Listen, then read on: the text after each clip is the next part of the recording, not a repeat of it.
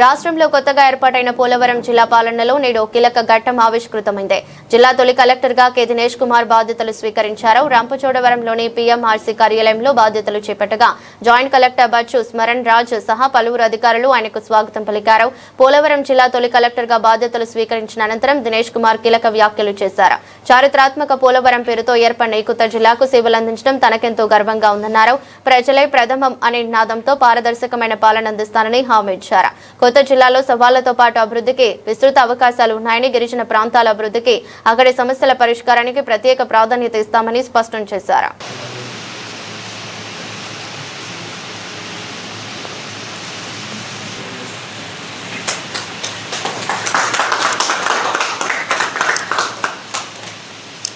ఈరోజు నూతనంగా ఏర్పాటైనటువంటి పోలవరం జిల్లాకి జిల్లా కలెక్టర్గా బాధ్యతలు నిర్వహించారు.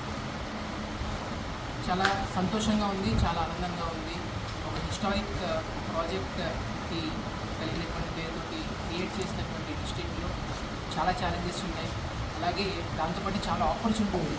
సో కొత్త జిల్లా కాబట్టి చాలా సమస్యలు కూడా మనకి డెఫినెట్గా ఉన్నాయి. బట్ తప్పనిసరిగా ప్రభుత్వంలో ఉన్నటువంటి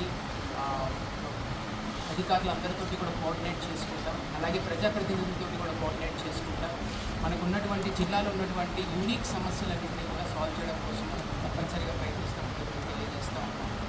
అలాగే గౌరవ ముఖ్యమంత్రి గారు చెప్పేటటువంటి పీపుల్స్ ఫస్ట్ నినాదంతో కొత్తగా ఏర్పడినటువంటి ఈ జిల్లాలో ప్రతి ఒక్కరం కూడా ప్రజా శ్రేయస్సు కోసం, అలాగే ప్రజల యొక్క సమస్యను పరిష్కరించడం కోసం పనిచేస్తామని చెప్పి అందరికీ తెలియజేస్తాము.